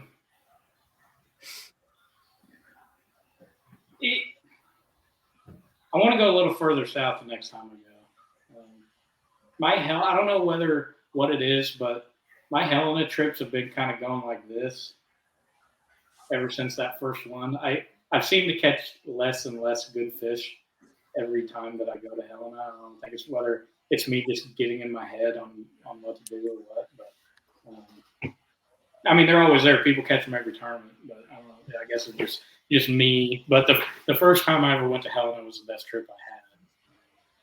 So I think I maybe just need a little change of scenery on the river, go somewhere else where I don't have any previous knowledge in my head, screwing me up. That's a good question. I'm glad you brought that up. So, when it comes to tournaments, you always hear locals. It's hard to beat the locals, or like even if you're traveling, you do good at Helena in 22 and you go back in 23 and you think you got to fish that same spot. What's your thoughts on that? Like fishing memory, is that a bad thing? Is it something that you always check? What's your guys' thoughts on that? I hear a lot of that's a big topic is, I fish my pool here. I get my butt kicked because I fish memory so many times and it never pays off instead of me just thinking outside the box like an angler coming into town, for the first time. I'll say that I'm on the water almost every day. I used to keep very detailed notes and I stopped. There's times I still wish I had kept doing it, but I found that I fished history too much instead of reading the weather and the water conditions and the graphs and just basically reading the water. Yeah. Fishing history can be a big crutch that can get you in trouble because they're fish and there's things that we can't see and reasons why they move and change and why they bite that if you're just fishing history, you're going to miss out. Yeah. I will give Lance props on this. A good tournament team is complementary. I think Lance is kind of the king of not getting caught fishing memory. And I even fall into it myself. Like that tournament that we did, that I was talking about, that we did really good at Tawakoni. I think the next year we went back, or 2 years later, and we weren't doing that great, and we're kind of struggling. And Lance asked me where I want to fish next, and I say, let's go to where we caught him last year because we hadn't fished it. And I was so excited to go back to that area, and we're going to kill him. And Lance is kind of like, oh, I don't know.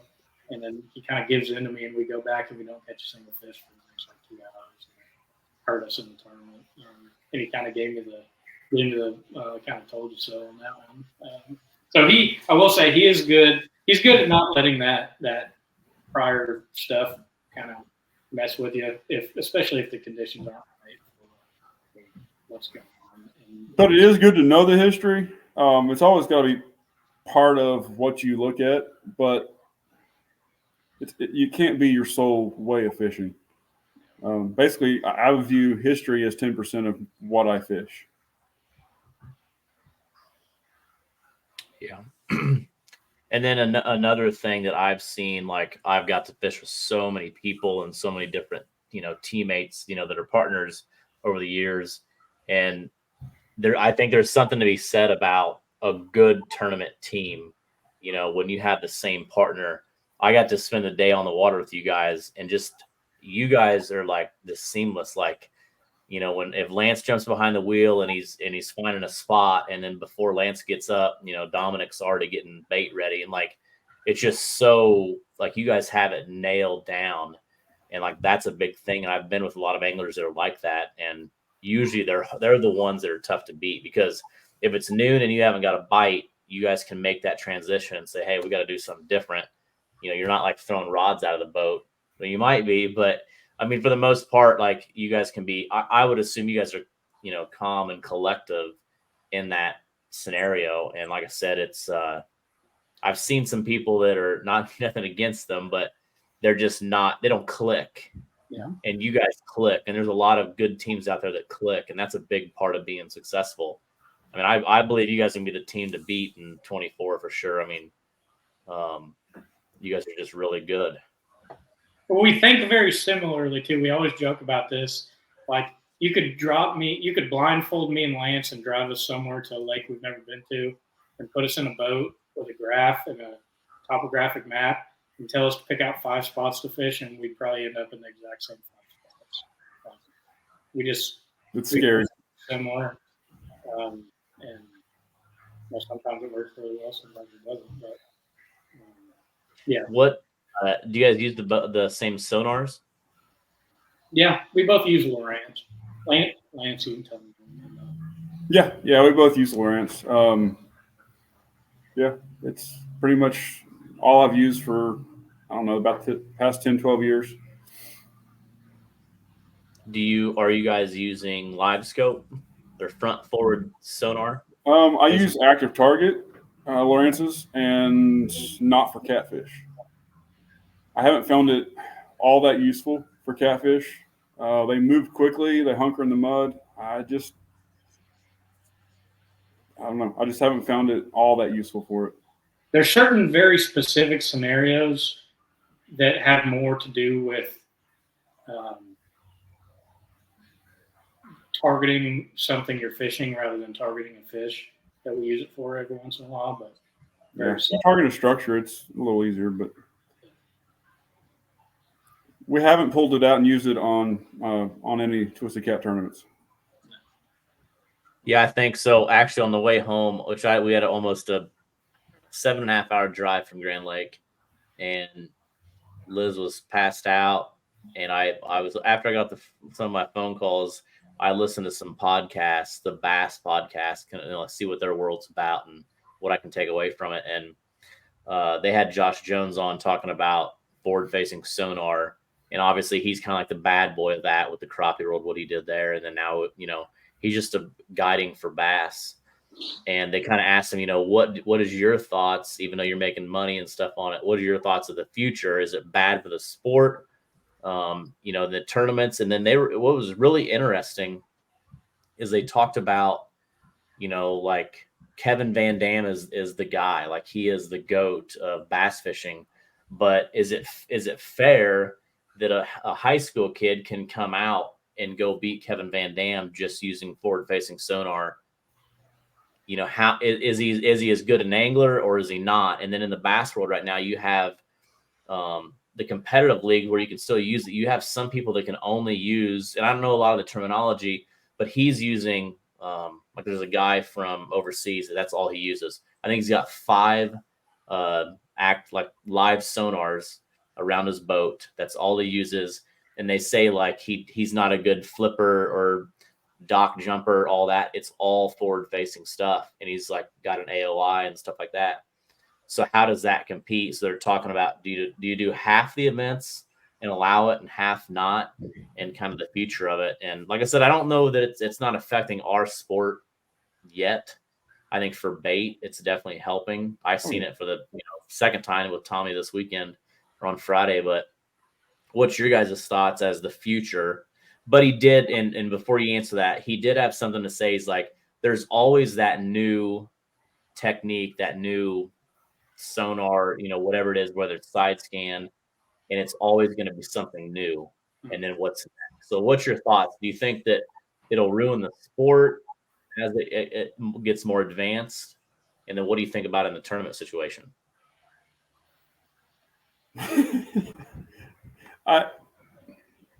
I use it for other species. I use it for fishing. I don't think it's going to hurt our sport. I just don't think it's going to. In the rivers, you got so much current, you can't control a boat doing it. At least in the current setups we have now, I don't think it's going to hurt our sport. Lakes, I haven't spent a huge amount of time trying to perfect it for catfishing.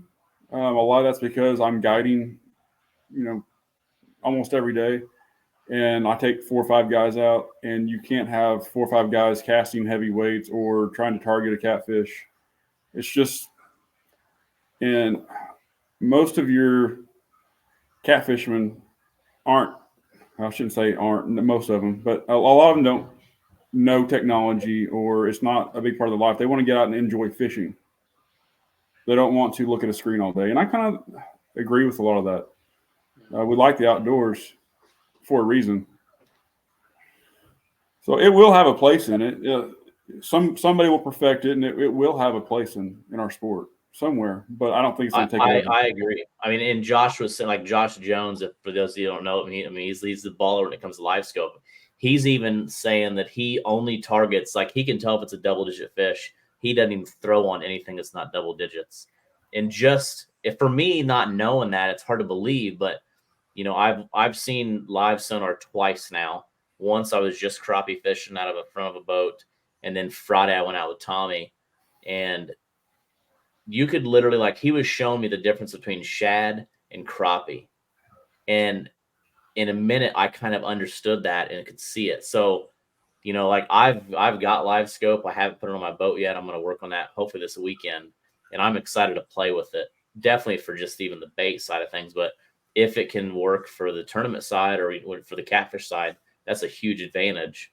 But it's going to take time. You got to really put in some work, I think. Yeah. I kind of have my own perspective on it. Lance knows this. I try not to be the old man yelling at the cloud, all these kids and their new live scope, we need to ban it. I don't love it, and I do use it when I run some crappie trips in the summertime that I wouldn't run one of those without it anymore. And to tell you the truth, the first time I ever had it on my boat, Lance got one pretty early, like when they first came out 6 years ago. Has it been that long then? Yeah.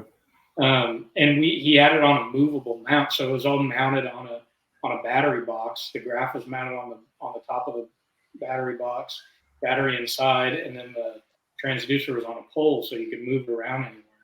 And literally the first day I had it on my boat, I put it in the water, and there's this piece of structure on Keystone that I catch some good fish off sometimes. And I got on my trolling motor, and I pulled up directly on top of the piece of structure and put the live scope down. I couldn't see a fish. I wasn't fishing for a fish that I could see on the live sonar, but I dropped a bait that I could see it go down and stopped it right above the structure. And I sat there for like 2 minutes, and I was just watching the screen, and all of a sudden here comes something off the structure, watched him eat it, bent the rod down, and caught him. It was like a 25-pounder. So the first day I ever had it on my boat, I actually successfully, technically used it to catch a catfish. And I have not done it again to this day. Maybe because I have kind of something in the back of my head that's kind of against it. But like, again, I don't want to act like the old man saying all this technology is not good, because, it is what it is. And it's a really amazing piece of technology that has lots of good uses. But I'm not doing it. I'm not out there doing it.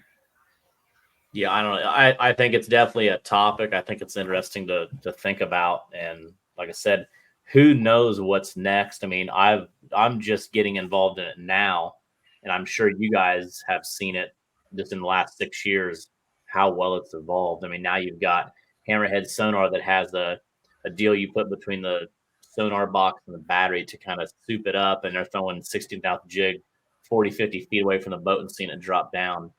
That's wild. Well, I think the fact that we've made it 6 years without it completely making every way of fishing of our sport obsolete, like it has crappie and bass fishing. I think that the fact that we've made it this long without that happening is kind of telling you that maybe it's not going to change our sport the way it did crappie and bass. Because you talk to anybody that crappie fishes, I mean, bass is kind of the same way now, but especially crappie fishing. They won't even crappie fish. Like, if their live scope breaks or stops working, they literally will not even fish anymore. Like, not that you can't do it, but it's so much better and it's so much easier with it that it's basically made. I mean, it's made spider rigging obsolete. There's literally no reason to spider rig anymore. But I think the fact that we've made it this long without it completely drastically changing the way that everyone fishes, like it has crappie and bass, I think that kind of tells you that we're going to get it right. Yeah, we're not all staring at a screen all day. Yeah, some people are going to use it for certain scenarios and prove it's not fundamentally changing every aspect of how everyone catfishes, like it really has crappie fishing and bass. Yeah. But to me, like I said, and I don't know if it's just because maybe the algorithms over here may say live scope, but I'm seeing so much more the last 12 months from like the bass guys having special mounts that go on their jack plates. So they've got one that just stationary on their jack plates, and then they got one on each side of the boat. Then they got one in the front. So they're running 4 or 5 live transducers. That's wicked. And they're talking about how they're doing it, why they're doing it. And it's making sense. And like, gosh, that's a lot. But again, for them, if it's working, it's working, and they're finding those fish. One thing that Josh Jones said that I really picked up on, and again, I don't know the first thing about bass fishing, but he said what was cool, him and the other guy that's actually a pro were talking about what they've learned is when they used to target like the little hump in the lake or the structure and find those with live scope, they've noticed that like they're out in the middle of the lake in a spot that they never would have thought that this big bass would be. And they would find this big bass at spots that they years ago nobody ever went to, like just out in the open water, like they're finding them. And that's like the big key that they're like their takeaway. So that's pretty interesting to think about. It's changed how they're targeting them, how they're finding them. They're, getting on them easier. I thought that was pretty interesting because, you think catfish or fish at all, structure. So, if you're finding some out in the open water, that's different. Yeah, I think that's very true for all that bass and crappie fishing, because those species of fish are, there's certain days and high pressure systems where the crappie and the bass will go in 30 foot of water and literally glue to the bottom. But as a general rule of thumb, those fish are a lot more of suspending species of fish than our catfish are. Yeah, blue cats will suspend and get up in the water column and chase stuff. There's no doubt about it. But as a generality, our species of catfish don't behave the same way as those bass and crappie do. Like just literally being suspended in the water column 23 out of 24 hours of the day. I don't think our catfish act like that. Which, our catfish have mud on the sides a lot. And they like to get down in the mud. One thing I will say on the live scope, active target, whatever system you're running, in the summertime when those fish get on that thermocline, the ones that I have seen and tried to actively target in the thermocline, then trying to chase them or get a bait in front of them, I have not gotten them to stay close to the boat and hit a bait very well. It seems like when they're suspended up, they're stressed. And they're in a negative mood. They're not wanting to eat. So I haven't found it useful when they're suspended up in that thermocline. Interesting. Let me ask you this. What do you think's the next technology in this live scope Like, what do you think we'll see next? I have my opinion. I want to see what you guys think first. Go ahead, Dominic. Like more high definition computer, like sonar translation to an actual, like almost picture, like an aqua view, but that will work in murky water. That's based, I guess. How you get the image, say a 3D image, onto a flat screen is probably going to be the hardest thing for someone to create. Knowing depths and heights, your XYZ axis. That's always going to be the hard part, is how you get a 3D or 4-dimensional object in space onto a flat screen and are able to get it to update quick enough to chase that fish. I don't know. I think this round of technology was such a big jump that I think it's going to be a while before it gets, like, before you see a jump from live scope to the level of jump that was side scan to live scope to whatever that same size jump is. I think is a ways off, just because of how impressive the live sonar technology really is. I think it'll be a while before we see something that's like, oh my gosh, this makes live scope obsolete. It's hard. It's going to be really difficult to jump a whole lot from the live sonar that we have. Yeah, I think what I'm curious about, or what I possibly think, is that, like, on the live scope, from just seeing it and reading and watching a lot of podcasts, is I think we'll see something where maybe you'll be able to mark a certain fish. So as you're scanning, you could almost kind of mark that fish and follow it. That makes sense, like color coding. Like track it?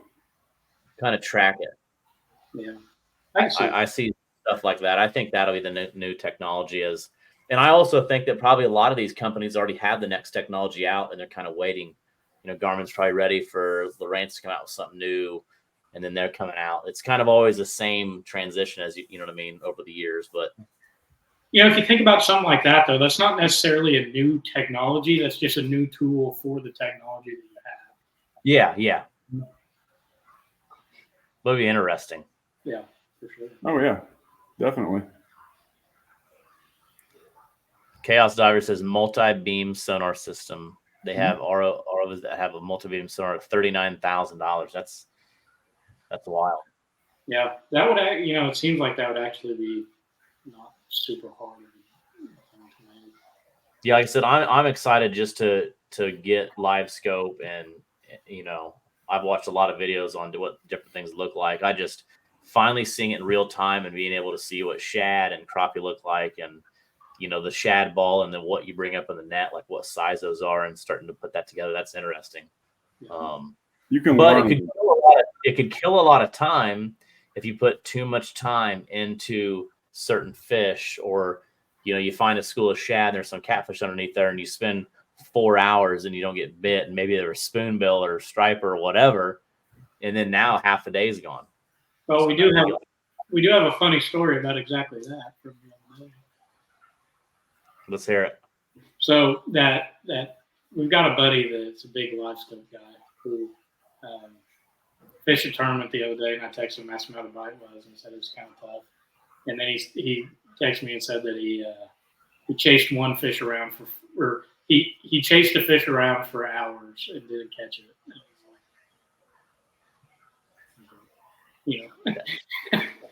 And I've heard that a lot too, especially in the crappie world, spending too much time on fish that don't bite. Yeah.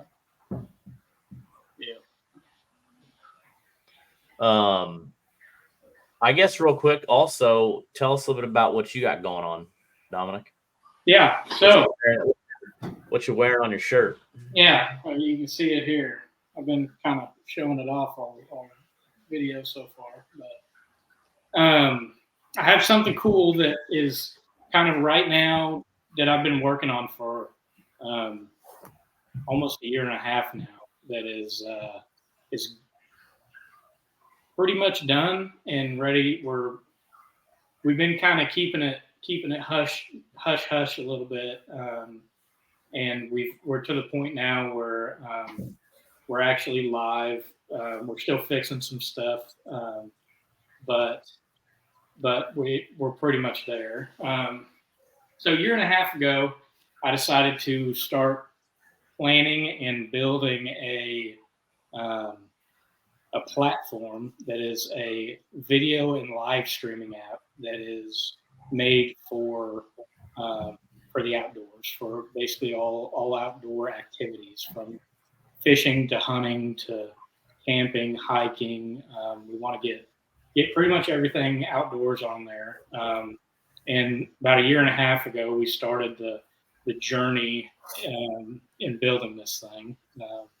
I don't know if we've got any software developers in the feed right now. We probably don't, because I don't think there's a whole lot of crossover between cat fishing and software developers. But it's been a huge project.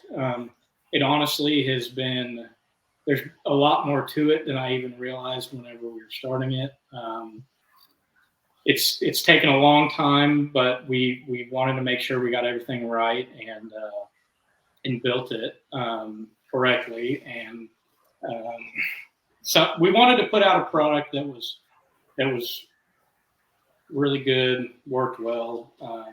I think we've done that.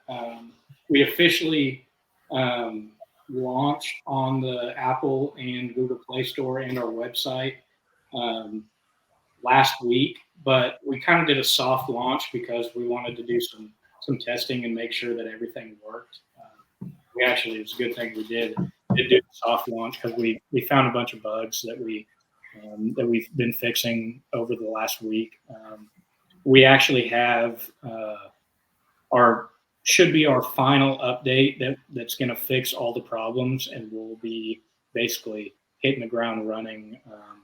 It's up in review on Apple right now, so it should be accepted sometime the end of this week, maybe. He'll have it pulled up on his phone. You can go to the App Store and download it right now. It's called Timber TV, and go check it out. But just know they're all on your screen. Yeah. Can you share your screen? Yeah. But what I was saying was there's a couple bugs that we're still working on that'll all be fixed by the end of this week, and it'll be 100% good to go with no issues. But you can go check it out right now. But I'll show you kind of what we look like.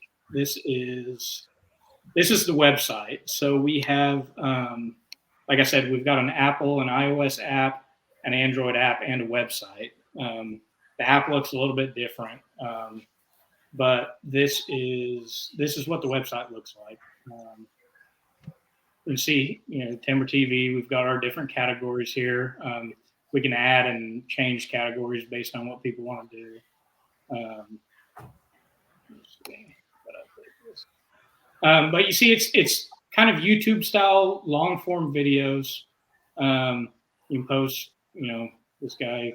These are testing videos that we put up, but elk hunting video, fishing videos. So it's basically it's a lot like a YouTube, but it also has a live streaming functionality that works a lot like TikTok's live. Part of the thing we were working on today is getting the live stuff working.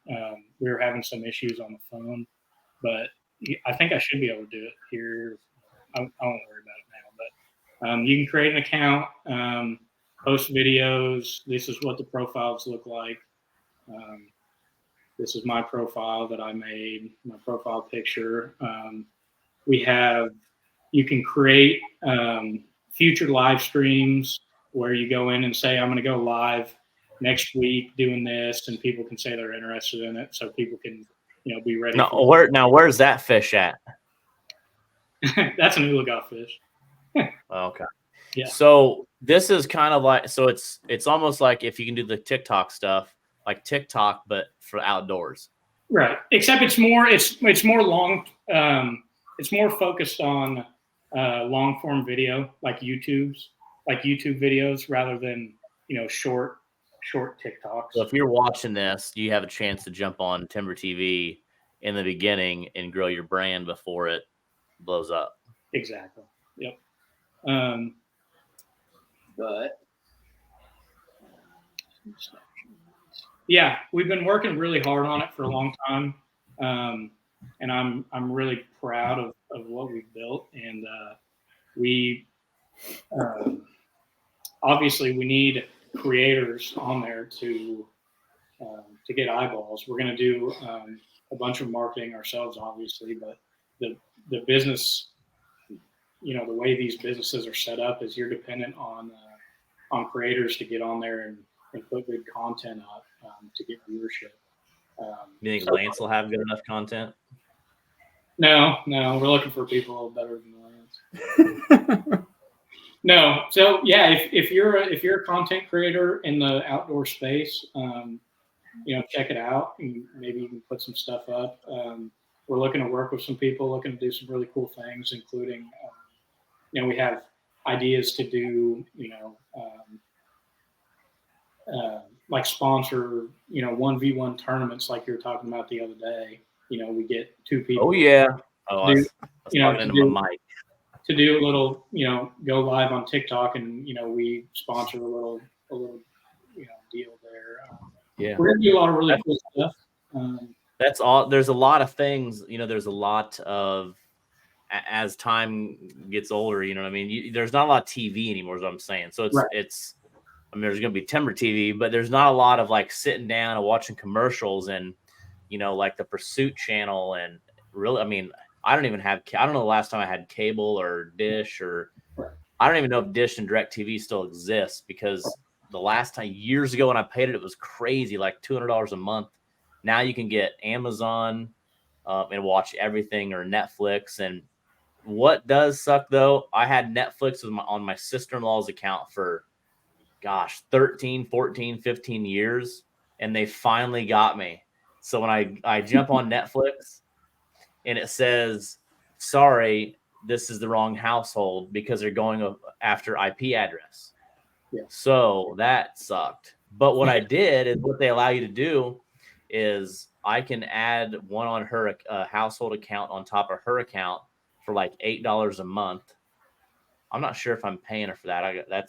I don't know. Maybe I got to bring that up. But she added me for $8 a month, and then now I have my own Netflix to be on. But it's just like, that's pretty. I've been doing Netflix since they sent you the DVDs in the mail. Oh yeah, we were too. That's some OG stuff. But like now, the IP thing and all that's going to really start happening, especially with all this live stuff. And again, everybody's watching live, and it's growing rapidly. There's like we talked about with Dieter last week, there's a lot of people in our sport making a living on social media. Oh, yeah. Yeah, it's like you brought up the TV thing. This is, this is the new form of media for how the world is going. These more authentic videos, live stuff is as authentic as it gets, which is why we put a live aspect onto the platform. But people know, people knew that, hunting shows were fake.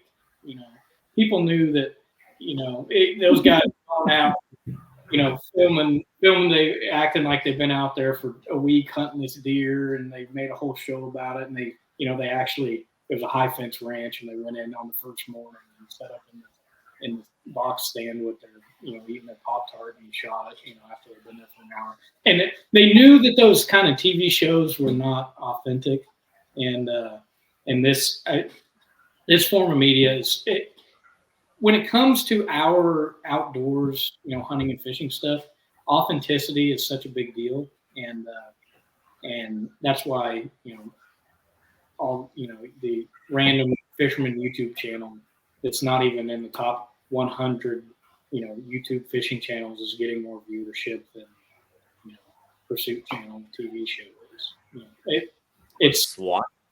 Yeah, exactly. And so that's kind of I realized that, and I realized that there's a need for an alternative place for people to do this.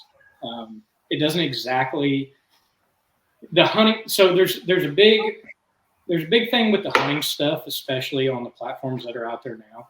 Fishing is not as big of a deal because fishing YouTube channels are not getting taken down. But when it comes to hunting, there's a lot of stuff going on with content getting taken down, people's channels getting banned for just your average run of the mill hunting content. And that was part of the reason why I decided there needed to be another platform for people to post stuff on, especially hunting stuff. But fishing comes with it too. It's just another place that's really built by people that are, as I'm here, obviously you can tell I'm an outdoorsman. It's different because it's a platform that's built by outdoorsmen for outdoorsmen. That's different than the people that run YouTube don't know anything about hunting. They're not taking down fishing stuff, but they are hunting stuff. We don't need to get into that too much, but yeah, I'm super excited about it. I'd really love everybody to check it out, download it. If you create content, get stuff up, we're looking to work with people and be looking out because I'm gonna download it tonight. Check it out. I'm gonna make it happen. And like I said, everything's on there right now. You can see it all, but there are a couple little bugs that when we launched came up that are fixed with a new update. There's a whole process to getting stuff accepted by Apple.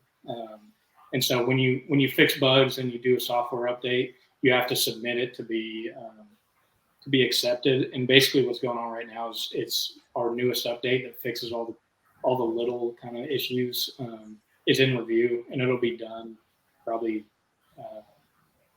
this week sometime. So if you do download it and check it out and you notice some kind of little bug or something that doesn't exactly work correctly, just be looking. Maybe we'll go live on it on my next tournament. Yeah, I would love that. I would really appreciate that. But yeah, check it out. Tell me what you think, and just be looking for a new update coming out this week if you do download it. Yeah. Make sure you check that out, and then also before we jump off, obviously both of you guide. Lance, tell us a little bit about if somebody wants to guide with you. You're not just catfish, even though you're really good at it, but your spoonbill, what all do you do? I guess white bass, hybrid striper, and crappie. We are both pretty much all of Northeast Oklahoma. It kind of goes wintertime. We do more catfish and spoonbill. As we go into spring, we do the white bass run a little bit all summer long. We love catfishing, but we both also really enjoy the striper and the hybrid striper and the white bass fishing. I'm pretty addicted to striper fishing. Yeah. People always ask me what my favorite fishing is, and I fish catfish tournaments, so I have to say that. And I really love catfishing, but striper fishing gets me going. Why are there no striper tournaments? Or are there? Well, one, you can't release them very well. Yeah. They don't live in a live well. Yeah, when the striper fishing is the best, well, really any time, they don't live, so you can't catch them on leash. I think it's probably. And it's a fragile fishery here in Oklahoma. Yeah. So what's the best time to go? May through July is the best, but we catch them. Like I was catching them a couple of months ago in November, but it's not good. The best time is May through July, but you can catch them sporadically throughout the year. Yeah, for the striper, the hybrids are good, really good in the fall also, the white bass. And so Lance, so today when I made the description and everything for the live stream, Lance didn't respond to me for a while, and I'm like, what is he doing? And he's working. And then when he says he was working, he wasn't lying. Where was this at? That was at Oologah. So that was at Oologah, which is just kind of northeast of Tulsa. Yes. Yeah, pretty much directly north. Yeah. So how long have you been guiding? Ooh, I think I've been guiding off and on for about 15 to 16 years now. And full-time, I don't know, 8, around there. I was a school teacher before this and coach. Yeah, somebody brought that up about you being a school teacher. Yep. So if you guys want to book a trip or interested, lancesguideservice.com. Everything's on there. Our calendars are on there now. That's one thing we were working on during the ice. Don was working on Timber TV, and I was working on the scheduling app so that our calendars were live. And you got TikTok? TikTok, Instagram, Facebook. Here's your website. Yep, that's it. So you got videos and everything. There's a really good, if you go check out his TikTok, there's a really good video of me dancing on the boat at the Lake of the Ozarks tournament to some. Oh yeah, Don was pumped up breaking it down. Oh, I got the best. I'm the best I'm the best tournament DJ there is. I got some tunes. Oh, you know what? I don't know. I used to be a DJ, but I think some of the music you were playing. Tell me. Can you say the song you were playing? Didn't we talk about it? What was the song? Was it like some Biggie? Oh! No, we'll leave that one out. Oh, okay, I remember. Lance, I remember the song now. I remember you guys. This is a PG live stream. He goes a little sideways sometimes on his selection. Hey, you gotta do what you gotta do. Good luck. Now, Lake of the Ozarks wasn't. It's a little different when my son's on the boat. Yeah, that's true. I gotta tone it down a little bit. Nice. Well, next time I get out, he didn't do anything. That's true. I didn't play. This is the first tournament ever I didn't play a single song. And Tyson called him out too. Really? Yeah. I wasn't feeling. He was too cold. He was too cold and wet. That's true. It was. I forgot my cold weather gear at home, and so I was wearing jeans and a sweatshirt, and I about froze to death from about. Hey, the green and yellows were in the truck the whole time. I was soaking wet and freezing. That's what my buddy just sent me. He's working on the Poker Run decal or shirt design, and he's watching this on his other screen. Sweet. What's up, Cody? And then Dominic, they want to go out with you. What do they got to do? Yeah. So I've got a Facebook page. I don't have my own website. All my stuff is on Lance's website, but. My Facebook page is Dom's Guide Service. You can send me a message on there. My phone number's on all my posts. You can check it out there. Give me a call. You guys are definitely getting your names out there, following the Twisted Cat and kicking some butt. Like I said, 2 first place. You fished 3 tournaments with me. 2 first place finishes and a 7th. And you guys know the competition's not. It's some tough competition. So, you got to be proud about that. You got to be proud and high fiving when you're going home. That's got to be a good feeling to put that plaque up there on the wall. It is, and especially with the amount of tournament fishing time that we've put in the last 10 years. So I can't wait to see how Kerr represents, and if it's a lake or a river, we'll have to do some betting on that. But I'm curious. Me too. And it could come down to flow. You know what I mean? It's going to be middle of March. It could be low flow. If there's a lot of flow, that's a different animal. 100%. That could really fire some fish up if there's some flow. No doubt. It could very easily. There could very easily be 100,000 plus, between 100,000 and 200,000 going through that lake. I don't remember how much was there going through when we were there.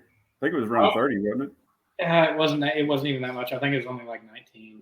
But there could be none, or there could be, a lot. So it depends. Yeah. All right. Well, hey, anything else you guys got to add? No. You're doing a great job. We appreciate you. Yeah. Well, thank you, and again, thanks for being on, showing us the time. What's it called? The tiny rig? I've already got text. I gotta learn. Yeah. So is it Tiny? Tiny is the one that made it famous in our area for catfishing. Other species, they call it the float rig. Float rig. Okay. We call it when I talk to people about it, I say the float rig. Float rig. Well, thanks for showing us that and kind of really telling us everything. And obviously, if anybody watched this whole thing, which is we're at 2 hours and 6 minutes right now, there's a lot of really good information on here. So a lot to take away. Again, thank you guys for being on. Follow them. They've got the website. We'll continue to post some of their stuff. These two are going to be ones to watch out for.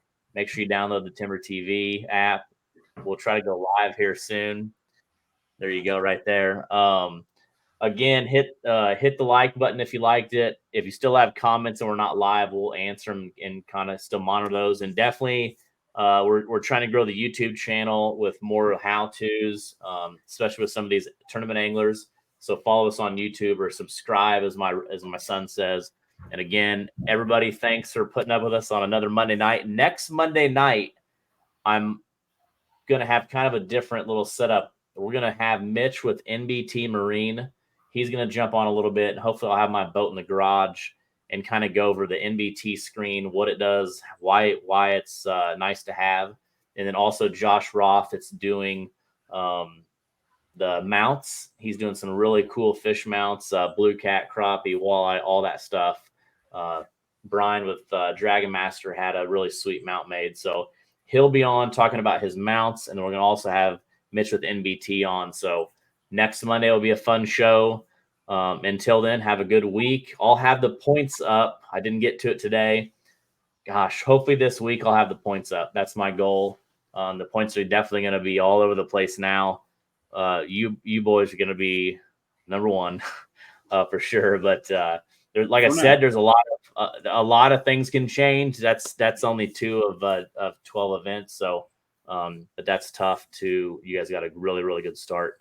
But again, our next event, March 2nd, Alton, Illinois, and then March 16th, Kerr Reservoir, Arkansas River. I'm going to Arkansas tomorrow to Fort Smith to kind of dial all of the logistics in, the ramps and all that stuff. So I'll have more info on that real soon.